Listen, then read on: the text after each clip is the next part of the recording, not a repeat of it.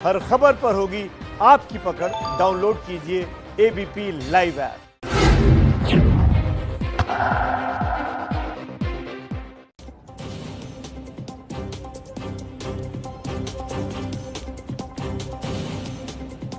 नमस्कार, मैं हूं सुमित अवस्थी। आज सुबह से आप लगातार एबीपी न्यूज पर एबीपी ई शिखर सम्मेलन को देख रहे हैं। कोरोना घटेगा, भारत बढ़ेगा, इसी बड़ी मुहिम के तहत तमाम बड़े बड़े दिग्गज लगातार आज सुबह से एबीपी न्यूज पर आ रहे हैं और कोरोना से जुड़े तमाम महत्वपूर्ण सवाल मैं और मेरे सहयोगी उनसे पूछ रहे हैं। अब बारी है देश के सूचना प्रसारण मंत्री श्री प्रकाश जावड़ेकर जी की, जो इस वक्त मेरे साथ लाइव जुड़े हुए हैं दिल्ली से। बहुत बहुत धन्यवाद जावड़ेकर साहब, व्यस्त समय में से आपने हमारे लिए वक्त निकाला। मेरा पहला सवाल आपसे यही, उम्मीद करता हूं कि आप स्वस्थ होंगे, सुरक्षित होंगे। अब कोरोना की लड़ाई करीब 40 दिन पुरानी हो चुकी है। इन 40 दिनों में सबसे महत्वपूर्ण चीज जो आपने और आपकी सरकार ने सीखी, बताइए। पहले तो लोगों को साथ में लिया। 130 करोड़ देश में, 130 करोड़ लोगों के देश में पूरा देश एक दिशा में जाए, एक दिशा में सोचे और सब लोग सहमति से आगे चले, ये इतना असंभव था और बिल्कुल आसान नहीं था। फिर भी मोदी जी ने जब जनता कर्फ्यू का पुकार किया और जब तालियां बजाना और बाद में दिए जलाने की बात करी, इस सबसे देश का एक निर्धार प्रकट हुआ कि हम कोरोना को हराएंगे, भारत जीतेगा, कोरोना हारेगा। और इसके कारण तीन चीजें हुई। पहली दफा देश में ये समझा कि भाई शेक हैंड नहीं, नमस्ते करो। फिर हाथ पांव कंटिन्यूसली हाथ धोते रहो, मास्क पहनो जब भी कोई नजदीक है। अभी आपके जो रिपोर्टर्स है या मेरे साथी है वो 8-8 फुट दूर है, तो इसलिए अब मैं उतारता हूं जी, क्योंकि उतनी दूरी, लेकिन ये करना जरूरी है। और उसके साथ साथ सोशल डिस्टेंसिंग 6-8 फीट का अंतर रखना है, ये बहुत महत्वपूर्ण है। और इसलिए ये एक नया पाठ, अनुशासन, और लोगों ने अपनी तरकीबें निकाली कि समय कैसे करना। और हमने भी थोड़ा रामायण महाभारत और बाकी सब सीरियल फिर से वापस लाए, तो लोग घर में बैठे रहे, आनंद से रहे। अनेक लोगों ने अनेक काम किए और ये देश की एकता जो दिखी, मुझे लगता है वो सबसे महत्वपूर्ण है। बिल्कुल, सोशल डिस्टेंसिंग का वक्त है, लॉकडाउन 2 चल रहा है। मैं आपसे ये जानना चाहूंगा, लॉकडाउन 2 के बाद लॉकडाउन 3 आ रहा है या लॉकडाउन फ्री इंडिया हो रहा है? ऐसा है, इसके बारे में तो सरकार की अधिकृत घोषणा करेगी, लेकिन जैसे सरकार ने एक एनालिसिस पहले ही घोषित किया कि 363 से ज्यादा डिस्ट्रिक्ट है कि जो एकदम ग्रीन जोन है, कुछ 200-250 सवा 200 जिले हैं जो ऑरेंज जोन में है, और रेड जोन में 120 जिले हैं। तो इसमें क्या होता है, रेड जोन वाले शहर में भी हम देखते हैं कि रेड जोन की कुछ गलियां और कुछ खास इलाका है, उसको टाइट करना ही पड़ेगा, रखना ही पड़ेगा, और कुछ दिन उसके बिना नहीं होता। लेकिन बाकी जगह कितना क्या क्या कारोबार शुरू हो सकता है, इसकी सूचनाएं गृह मंत्रालय के द्वारा आज नहीं तो कल दी जाएगी। और मुझे पूरा विश्वास है कि जान भी, जहान भी, आर्थिक कारोबार भी और सुरक्षा भी। देखो भारत का सफलता क्या है, क्योंकि America, Britain, France, Italy, Spain, सभी जर्मन्स भी कब लॉकडाउन करे और कितना करे इस पर उलझ गए, उनको समझा नहीं, और इसके कारण वो आधे अधूरे रह गए। और इसलिए हमने देखा आज 25,000 से ज्यादा डेथ सब जगह है और 50,000 से ज्यादा डेथ, 60,000 से ज्यादा डेथ यूएसए में है। तो ये जो आज हुआ, जो 2 विश्व युद्ध में नहीं हुआ, वो आज यूएसए में हुआ है। तो ये क्यों हुआ? ये इसलिए हुआ कि वो सही समय पे सही निर्णय नहीं कर पाए। मोदी जी ने एक करके दिखाया कि सही समय पे सही निर्णय किया, और उसका परिणाम हुआ कि आज देश में 1100-1200 की मौतें ही अभी है। एक भी मौत गलत है, एक भी मौत कम नहीं होती, लेकिन दुनिया के तुलना में हम अगर देखेंगे तो भारत ने इसको बहुत ठीक तरीके से संभाला है और नुकसान ज्यादा नहीं होने दिया है। इसमें तो कोई शक नहीं जावड़ेकर साहब की काफी हद तक कंटेन करने में, सिचुएशन को संभाल के रखने में सरकार द्वारा उठाए गए कदम, जनता के द्वारा की गई भागीदारी से एक बड़ी सफलता मिलती हुई दुनिया के मुकाबले दिखाई दे रही है। लेकिन मेरा सवाल यह है जावड़ेकर साहब, आपने इशारा भी कर दिया कि रेड जोन जहां पर है वहां तो बंदिशें अभी रहेंगी, आपका इशारा समझ में आता है। एक इशारा और मिला गृह मंत्रालय की तरफ से कि 3 तारीख के बाद 4 तारीख से इंटर स्टेट बस चल सकती हैं, पूरे एहतियात के साथ सशर्त बसें चलने का इंतजाम भी किया जा रहा है। इसका मतलब लॉकडाउन 3 आ रहा है, कुछ इलाकों में सही लेकिन आ रहा है। क्या ये लंबा लॉकडाउन होगा, 2 हफ्ते का या 4 हफ्ते का? नहीं, कुछ रोशनी डाल सकते हैं आप?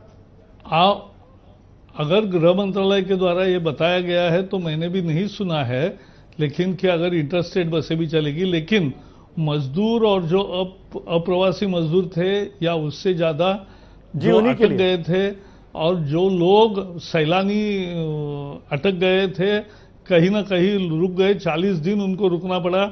अब उनको घर में जाने का लिए सारी पर्याप्त व्यवस्था, आज पहली ट्रेन भी चली, आपने देखी, तो ये मुझे लगता है कि ये एक अच्छी शुरुआत है। बहुत सोशल डिस्टेंसिंग के साथ एक बर्थ पे 1-1, 2-2 लोग ही है मैक्सिमम, और 5 फीट का अंतर, 6 फीट का अंतर रखा है। तो इस तरह से ट्रेन, अगर 1000 लोग ही एक ट्रेन में जाएंगे तो ये निश्चित रूप से बहुत बड़ी और ये वाकई में एक बहुत बड़ी सफलता है। आज पहली ट्रेन चली तेलंगाना से लेके झारखंड के हटिया के बीच में, रात को हटिया पहुंच भी जाएगी। तेलंगाना से चली थी, झारखंड हटिया गई थी। लेकिन जावड़ेकर साहब, मैं ये जानना चाहूंगा, 4 तारीख से जो शहर अगर ग्रीन जोन में आते हैं उन शहरों में क्या ट्रेन चलेंगी? क्या वहां अगर हवाई अड्डे हैं तो हवाई अड्डे खुलेंगे? देखो, इसकी जानकारी एक अभी हमारा जो ग्रुप ऑफ मिनिस्टर्स है वो कल हम मिलने वाले हैं, लेकिन आखिर वहां जानकारी मिलती है, हम हमारे सजेशंस देते हैं। फाइनली इसका जो एक टास्क फोर्स बनाया है, जो एक बड़ी टीम है, वो इसका फाइनल नक्शा तैयार करते हैं। और अभी आप कितना भी पूछोगे तो मैं इतना ही कहूंगा, और इसलिए रुक जाइए, इंतजार कीजिए थोड़ा सा। अच्छा, हो जाएगा। मैं आपका काम और आसान कर देता हूं, क्योंकि आप सरकार के औपचारिक और औपचारिक प्रवक्ता हैं, सरकारी प्रवक्ता हैं आप, मंत्री होने के नाते सूचना प्रसारण।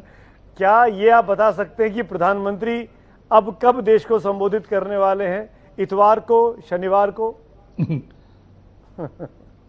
अभी हमें दूरदर्शन को कोई जानकारी अभी नहीं है। जब करेंगे तो वो पहले बताते हैं, पहले घोषित भी करते हैं।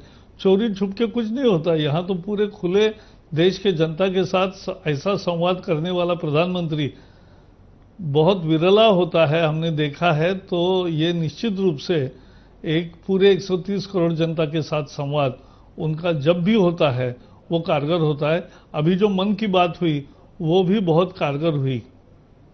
बिल्कुल, ये तो रिकॉर्ड है। आप तो मंत्री हैं सूचना प्रसारण, चाहे वो 22 मार्च को हो, चाहे वो 24 मार्च के हो, चाहे वो 14 अप्रैल का हो, चाहे बीच में 2 मन की बात हो, हर वक्त जब जब प्रधानमंत्री बोले हैं, लाइव टेलीकास्ट हुआ है तो नए रिकॉर्ड बने हैं।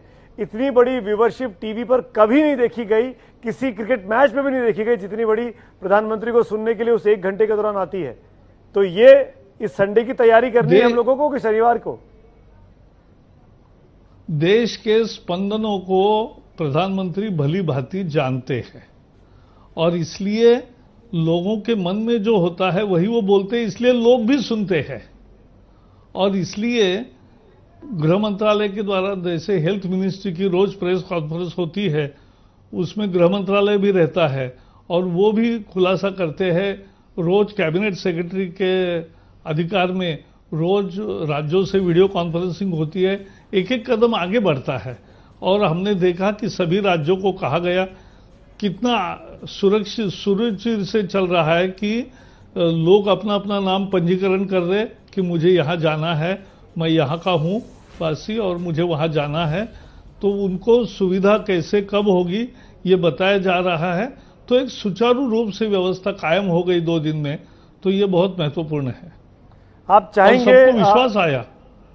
अब मैं ये सवाल एक आपसे पूछना चाह रहा हूं कि क्योंकि कल रामायण का आखिरी एपिसोड है, कल रात को 2 घंटे का बड़ा मेगा एपिसोड, तो शनिवार की रात है कल, तो क्या ये मान के चले कि संडे को ही प्राइम मिनिस्टर अब देश को संबोधित करेंगे?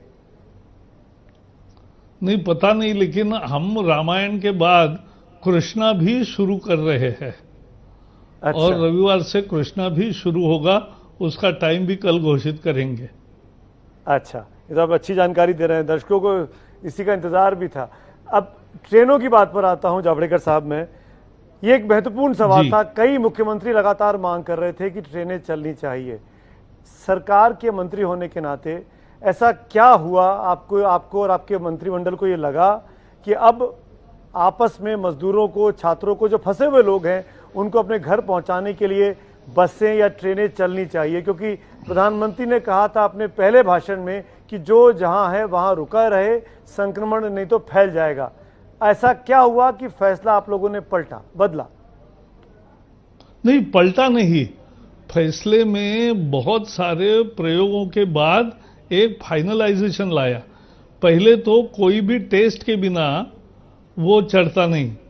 दूसरा, सोशल डिस्टेंसिंग का पालन होता है, सैनिटाइजेशन होता है, खाद्यान्न दूसरे लोग कोई अंदर नहीं आएंगे, खाद्यान्न भी रेलवे ही सप्लाई कर रहा है, और बसें में भी जा रहे हैं, वहां भी मुझे लगता है कुछ न कुछ व्यवस्था हर राज्य कर रहा है।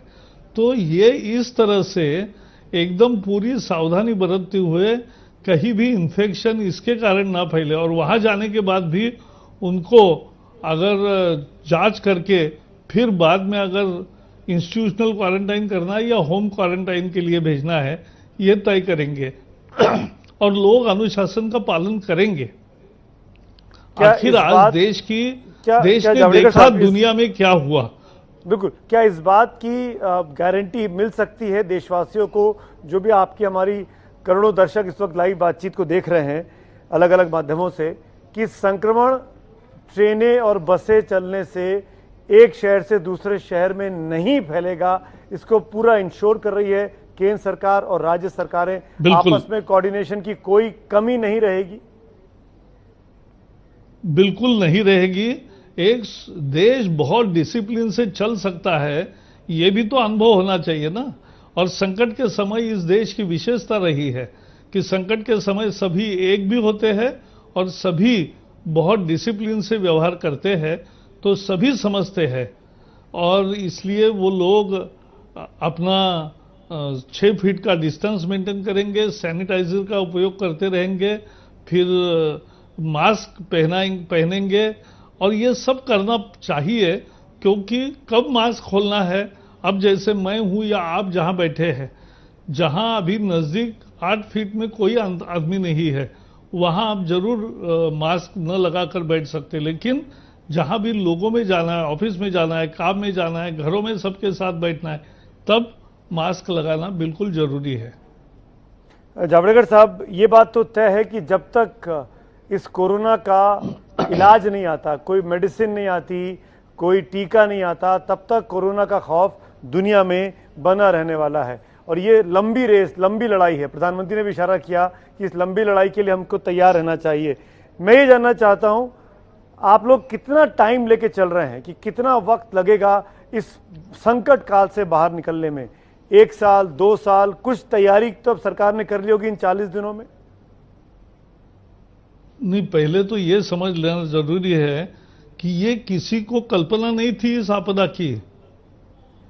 और मुझे प्रधानमंत्री जी का हमेशा ही ये लगता है कितने अलर्ट थे। जब भारत में पहला पेशेंट 30 जनवरी को आया, तो दिसंबर में वुहान में, चाइना में पेशेंट आने लगे, तभी प्रधानमंत्री हमें कैबिनेट के बाद कहते थे कि ये जो संकट है ये सबको आएगा और बहुत भारी होगा, इसकी तैयारी अभी से करनी चाहिए। और देखो क्या तैयारी की। जहां हमें केवल एक लैब थी, एक लैब पुणे में, वायरोलॉजी इंस्टीट्यूट, आज 400 से ज्यादा लैब हो गए। जहां हमारे पास मास्क बनाने का एक भी फैक्ट्री नहीं था, आज अनेक फैक्ट्रियां मास्क बना रही है। पीपी तैयार करने वाले यूनिट्स हमारे पास नहीं थे, आज पीपी तैयार करने वाले सैकड़ों यूनिट शुरू हो गए और उसमें धड़ल्ले से काम चल रहा है। आज एक भी चीज की कमी नहीं। वेंटिलेटर केवल 8,000 थे, वो पहले 2 महीने में ही 16-17 हजार से ज्यादा हुए और अब तो और भी ऑर्डर बड़ी दी है और यहां भी निर्माण होने लगे। लेकिन हम भी ये भी समझना चाहिए कि भारत में 20-22 हजार एक्टिव केसेस जो है उसमें केवल 60 या 80 लोगों को ही वेंटिलेटर लग रहा है, यानी बाकी सब लोग बिना वेंटिलेटर के तबीयत उनकी सुधर रही है। ये अच्छा सकून है और यही भारत की विशेषता है कि भारत ने समय पर संभाल लिया। तो ये कितना लंबा अरसा आप देखते हैं कि ये कितनी लंबी लड़ाई चलेगी? 6 महीने, साल भर? ये किसको पता चलेगा? देखो, ऐसा है, ऑक्सफोर्ड यूनिवर्सिटी वाला रिसर्च में क्लिनिकल ट्रायल शुरू हो गया। ऐसे क्लिनिकल ट्रायल्स 4-5 वैक्सीन के प्रयोग में चल रहे हैं। अब कौन सा सफल बनता है इस पर निर्भर रहेगा। 4 महीने लगते हैं, 8 महीने लगते हैं, 1 साल लगता। फिर वैक्सीन होने के बाद भी, क्योंकि मैं पुणे से आता हूं, पुणे में दुनिया का सबसे बड़ा वैक्सीन बनाने का पूनावाला जी का उद्योग है और अरबों में बनती है और दुनिया भर में 170 देशों में जाती है। तो वो मैंने बहुत बार देखा भी है किस तरह से उनकी व्यवस्था है। तो ये सब हम कर सकते हैं बाद में, लेकिन पहले वैक्सीन की खोज इंपॉर्टेंट है और ये जब होगा तो बाकी तो साइंटिस्ट बताते जाएंगे कि क्या हुआ, कैसे हुआ, क्यों हुआ और क्या उपाय है। दरअसल आपसे सवाल बाद में वैक्सीन देने नहीं, 1 मिनट, वैक्सीन देने में भी 130 करोड़ लोगों को समय लगेगा। हाँ बिल्कुल, मैं ये सवाल इसीलिए पूछ रहा था कि जैसे आपने कहा कि मास्क बनने लगे, वेंटिलेटर का इंतजाम हो गया, अस्पतालों में तैयारी शुरू हो गई और आवश्यकता ही आविष्कार की जननी है और वो आवश्यकता ने हमको इन सब चीज़ें करना सिखा दिया इस वक्त में, बीते 40 दिनों में या 2 महीने में आप कह लीजिए। मेरा सवाल दरअसल ये इसलिए इंपॉर्टेंट हो जाता है, हम ये चाहते हैं कि आप सरकार के औपचारिक और आधिकारिक प्रवक्ता होने के नाते ये देश की जनता को, हम सबको समझाना है, क्योंकि एज ए मीडिया चैनल ये हमारी भी जिम्मेदारी है एबीपी न्यूज़ की कि हम लोगों को लिटरेट करें कि अब मास्क के साथ रहना, सोशल डिस्टेंसिंग के साथ रहना, लॉकडाउन के फेजेस को उसको पालन करना ही समझदारी है, यही नई जीवन पद्धति है जब तक इसका कोई इलाज नहीं आ जाता। यही है न्यू नॉर्मल। न्यू नॉर्मल में दूरी बनाए रखता, 2 गज की दूरी बहुत जरूरी, प्रधानमंत्री जी ने कहा। तो 2 गज की दूरी बनाना, हाथ धोते रहना, मास्क लगाना। अब मैं भी, अभी ये इंटरव्यू खत्म होगा तो बाहर जाने से पहले मैं भी मास्क लगाता हूं और जी, अच्छा करते यही हमें करना है। और ये तो खादी का है, ये मैंने जो पहना है वो खादी इंडिया का मास्क है, अच्छा है। और मैं ये, राहुल गांधी कहते हैं कि लॉकडाउन जो है वो कोई सॉल्यूशन नहीं है इस पेंडेमिक का। आप लॉकडाउन की हम बात कर रहे हैं, लेकिन राहुल गांधी ने इल्जाम लगाया, राहुल गांधी ने जब उन्होंने बातचीत की थी, प्रेस कॉन्फ्रेंस की थी, वर्चुअल प्रेस कॉन्फ्रेंस। ऐसा है, मैं राहुल गांधी जी को बारे में ज्यादा टिप्पणी नहीं करना चाहता। जिनको कर्जा माफ करना क्या होता है और कर्जे का राइट ऑफ क्या होता है, जो खाते में, बट्टे खाते में डालना क्या होता है, ये जिसका फर्क मालूम नहीं, या पेंडेमिक का, किसी ने ये नहीं कहा कि पेंडेमिक का सॉल्यूशन लॉकडाउन है। लॉकडाउन उसकी सावधानी है और सावधानी से प्रसार रोकने का काम होता है, जो हमने करके दिखाया और पूरे देश के जनता ने करके दिखाया और इसलिए जनता बधाई के लिए पात्र है। लेकिन अब कांग्रेस का क्या प्रॉब्लम हुआ है मैं बताता हूं।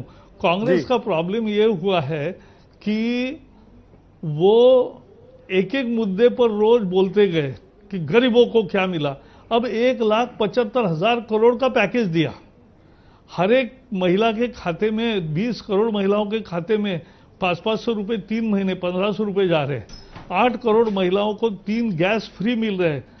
8 करोड़ 40 लाख किसानों को 2-2 हजार रुपए खाते में मिल गए।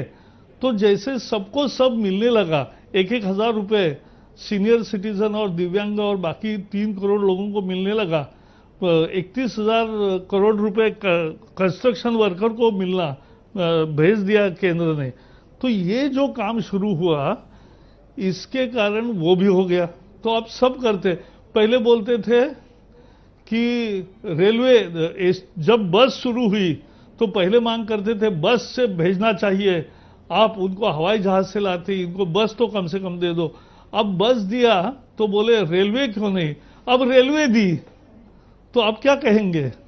तो क्या आप ये कह रहे हैं कि कोई एजेंडा नहीं, राहुल गांधी और सोनिया गांधी के सुझावों पर सरकार चल रही है, जो वो मांग करते हो आप देते जा रहे हैं? ये है जो सही है वो हम कर रहे हैं, किसी के कहने से नहीं। और दूसरी महत्वपूर्ण बात है कि ये रोज हम क्या करेंगे ये समझ के बोलते रहते हैं, लेकिन इसका कोई परिणाम नहीं होता। पर सोनिया गांधी तो ये भी कहती हैं कि बीजेपी भी, सर सोनिया गांधी तो ये भी कह रही हैं कि बीजेपी कम्युनल हेट्रेड फैला रही है।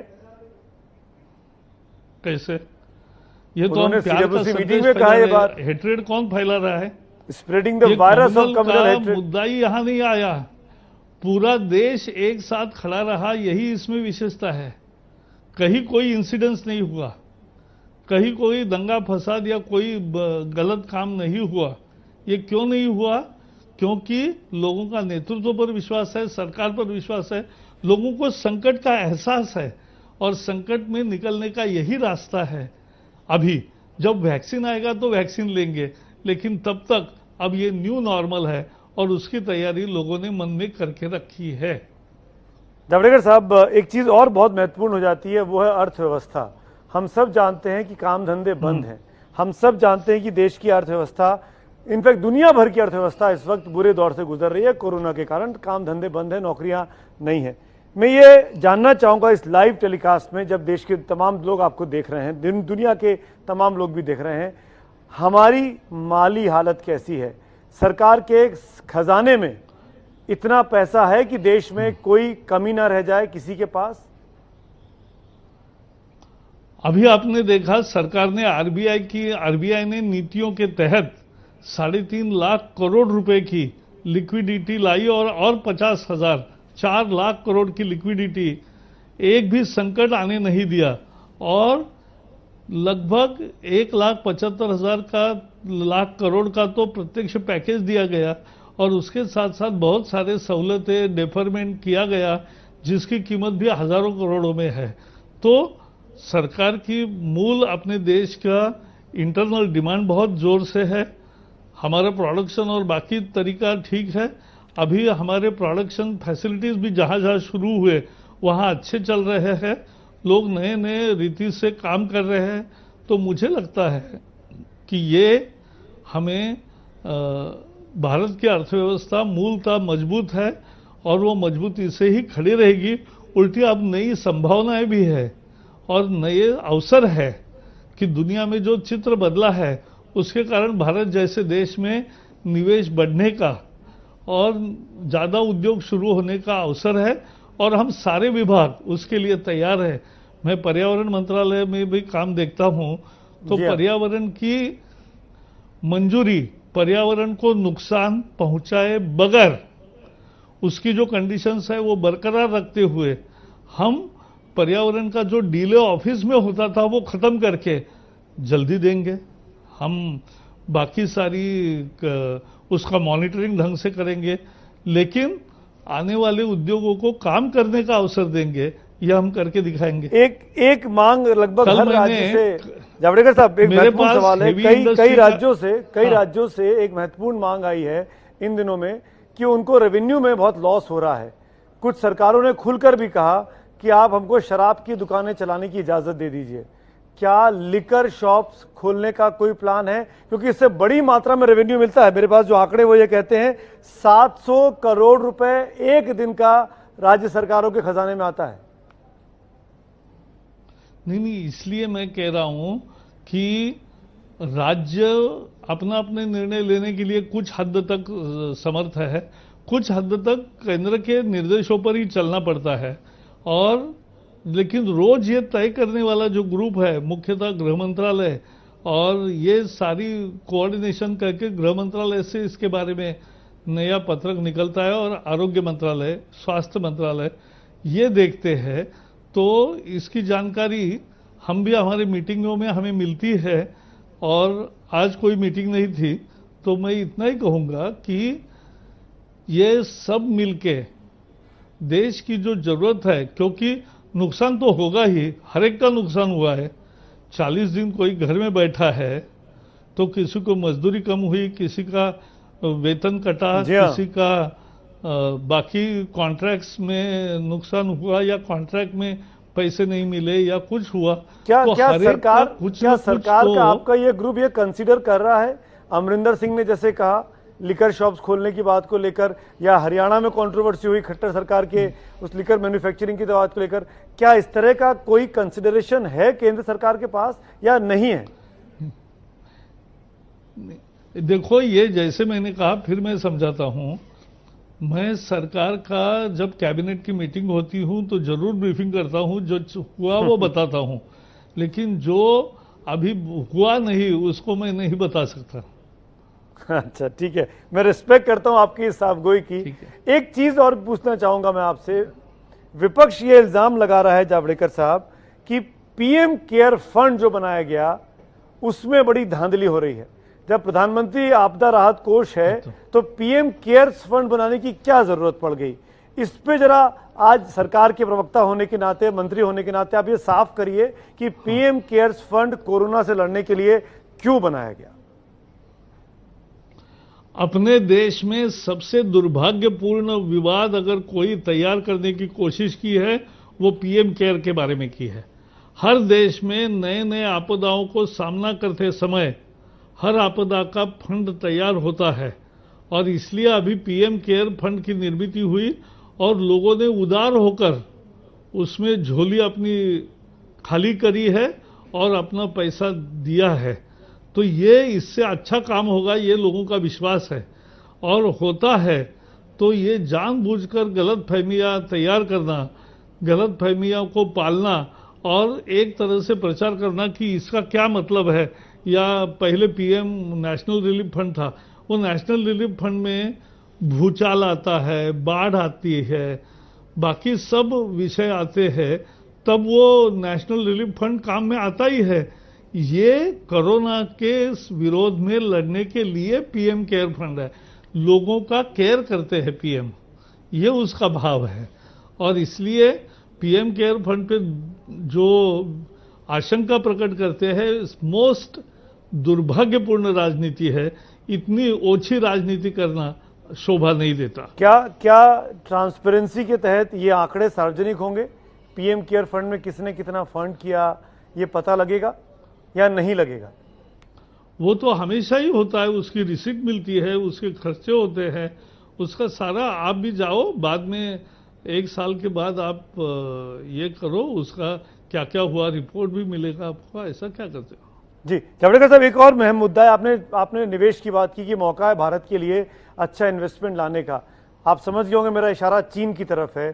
चीन से दुनिया नाराज चल रही है। जी। आज की तारीख में राष्ट्रपति ट्रंप का जो बयान आ रहा है चीन को लेकर वो बहुत ही खतरनाक है। वो ये कह रहे हैं कि मुझे चुनाव हरवाने के लिए चीन ने ये साजिश रची है, इस तरह की बात राष्ट्रपति ट्रंप कह रहे हैं। अगर चीन वर्सेस अमेरिका में ये दुनिया बटेगी तो भारत की भूमिका क्या होगी? भारत ने इस बारे में कुछ सोचा है?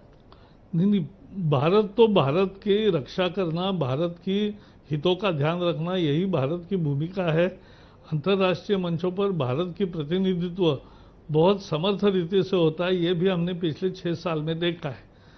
तो अभी जो मुद्दा है कि चीन से उद्यमी निकलना चाहते हैं, बड़े पैमाने पर जाना चाहते हैं, ये एक वास्तविकता है, और वो जो आएंगे तो उसमें वो अनेक देशों में जा सकते हैं, उसमें भारत में आए ये हमारा भी प्रयास रहेगा, और आएंगे ये हमें पूरा विश्वास भी है। तो राष्ट्रपति ट्रंप और चीन की लड़ाई को भारत कैसे देख रहा है? आपने बताया नहीं अभी भी, हम किसकी तरफ हैं? नहीं, मैं इस पर कुछ बताऊंगा नहीं, यही तो आपको बता रहा हूं मैं। तो क्या चीन ने जानबूझकर इस वायरस को फैलाया? क्या मानते हैं इस थ्योरी को? मैन मेड वायरस है? ऐसा है, मुझे इतना समझता है कि ये वायरस बहुत विषाणु ऐसा है कि जिसका बहुत तकलीफ लोगों को हुई है। 2.5 लाख लोग मरे हैं, 35 लाख लोग उससे संक्रमित हुए हैं, और सारे दुनिया एक तरह से स्तब्ध सी हो गई है, तो ये कोई असाधारण संकट है। तो आर्थिक तौर पर भारत के लिए ये सुनहरा मौका है, मेरा अधिकार भी नहीं है। नहीं, मैं उसमें ब्लेसिंग वगैरह इस रूप से हम नहीं देखते। हम ये देखते हैं कि ये संकट है, विश्व पर आया हुआ संकट है, हमारा देश बड़ा है, हम हमारे संकट को ठीक तरीके से हैंडल करें ताकि हमारे देश के लोगों को तकलीफ ना हो, ये देखना हमारा काम है और वही हम करेंगे। एक महत्वपूर्ण सवाल प्लाज्मा थेरेपी को लेकर, क्या आपको लगता है? आप एक एक महत्वपूर्ण सवाल करते हो, आखिरी सवाल कब बताओगे? आपको जाना है क्या? अभी 2-3 मुद्दे बाकी हैं, अगर आपकी इजाजत हो तो बताइए। प्लाज्मा थेरेपी को लेकर कहा जा रहा है, दिल्ली के मुख्यमंत्री अरविंद केजरीवाल ये क्लेम कर रहे हैं कि इससे बहुत फायदा हो रहा है। आपको लगता है कि प्लाज्मा थेरेपी कोरोना से निपटने का एक कारगर उपाय है और इसको राष्ट्रव्यापी तौर पर सोचा जाना चाहिए? ऐसा है, प्लाज्मा थेरेपी क्या होती है और वो कारगर है कि नहीं, ना आप उसके विशेषज्ञ हो ना मैं विशेषज्ञ हूं। हमें क्या देखना है कि केंद्र सरकार ने प्लाज्मा ट्रायल करने की परमिशन दी। इसके कारण कुछ राज्यों में ये शुरू हुआ है। ये ट्रायल की स्टेज है। ट्रायल में, किसी भी ट्रायल में सफलता मिले यही हमारी इच्छा रहेगी, लेकिन इसका सर्टिफिकेट देना राजनेताओं का, मंत्रियों का या एंकर का काम नहीं है। वो जिनका है वो वैज्ञानिकों को करने दो। तो मेरे ख्याल से अरविंद केजरीवाल ने बात सुन ली होगी, सर्टिफिकेट देना किसका काम है, केंद्रीय मंत्री के मुंह से। एक सूचना प्रसारण मंत्री होने के नाते जावड़ेकर साहब, ये मैं आपसे जरूर जानना चाहूंगा जी, NTO 2 पे क्या तय किया है आपने? NTO 2 को क्यों नहीं लाया जा रहा है? ऐसा न्यू है, टैरिफ ऑर्डर 2, जिन दर्शकों को नहीं पता है उनके लिए। नहीं, ये आप समझ लेना कि NTO जो ट्राई ने टैरिफ का ऑर्डर नया दिया है, जी हाँ, उसी की बात कर रहे हो ना? बिल्कुल। ट्राई ने जो न्यू टैरिफ ऑर्डर के 2 के लिए बात कही है, उस तो पर न्यू टैरिफ ऑर्डर जो दिया है जी, तो हमारी भूमिका एकदम साफ है। अभी मसला कोर्ट में है, लेकिन हमें लगता है कि अभी के माहौल में, और जबकि पहली व्यवस्था चुनाव के पहले ही 8-10 महीने पहले बदली थी, तो अभी बदलाव की ज़्यादा ज़रूरत नहीं, ऐसा हमारा मानना है। लेकिन इसका फैसला अब कोर्ट में होगा और कोर्ट ने कहा तो हम करेंगे।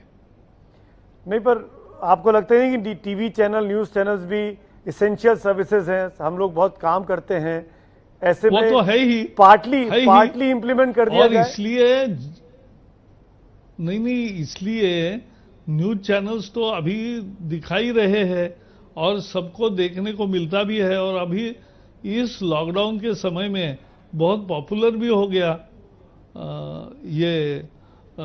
सारे न्यूज चैनल्स को, क्योंकि लोगों को दिन भर टीवी लगा के बैठना है, कुछ मनोरंजन के कार्यक्रम देखेंगे, कुछ रामायण महाभारत जैसे देखेंगे और बाकी समय बीच बीच में न्यूज़ देखेंगे। लेकिन एक अच्छा है कि न्यूज़ जरा भी अगर गलत निकली, अफवाह जैसी कुछ खबर आई, तो हमारा यूनिट अभी बहुत तैयार है। PIB का तुरंत 1 घंटे में उसका स्पष्टीकरण जाता है और चैनल्स भी समझते हैं, वो विड्रॉ करते हैं या डिलीट करते हैं या स्पष्टीकरण देते हैं कि ये गलत खबर है। तो ये हम तो कर रहे हैं। पार्टली भी इंप्लीमेंट नहीं कराएंगे NTO 2 को? नहीं, ये अभी मसला कोर्ट में है, कोर्ट का समाप्त होने के बाद आपको बताएंगे। केरला हाईकोर्ट में चल रहा है, लोगों को अधिकार मिलना चाहिए, यह हमारी भूमिका है। और इस बात की तो मैं तारीफ करना चाहूंगा जावड़ेकर साहब, जो आपका PIB fact check Twitter handle है, वो वाकई में बहुत अच्छा काम कर रहा है जी। तमाम धारणाएं, तमाम बातें जो फैल जाती हैं, वायरल हो जाती हैं, उस पर तुरंत क्लैरिफिकेशन आता है, जिससे सरकार का साफ रवैया, साफ छवि क्या है, क्या सच्चाई है, वो सामने आ जाती है। इसके लिए आप और आपकी टीम बधाई के पात्र हैं, औपचारिक तौर पर मैं ये कह रहा हूं जी। नहीं, और मैं आपको उसका कारण बताता हूं।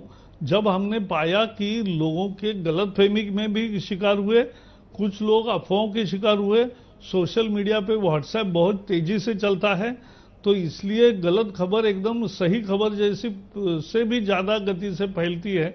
तो इसलिए हमने ये यूनिट शुरू किया, इसको मजबूत किया अभी 1 महीने में, और उसके कारण रिजल्ट ये आया कि जरा भी हमें आती है कोई भी एक खबर भी, हम हर क्षण को हम सोशल मीडिया भी ट्रैक करते हैं, प्रिंट मीडिया भी ट्रैक करते हैं, टीवी मीडिया भी ट्रैक करते हैं, और ट्रैक करके जरा भी गलत खबर आई तो तुरंत उसकी वास्तविकता पहले जान लेते हैं जिस डिपार्टमेंट का होगा उससे, और वो तुरंत उनको बताते हैं कि भाई ये फैक्ट है, ये दिखाओ।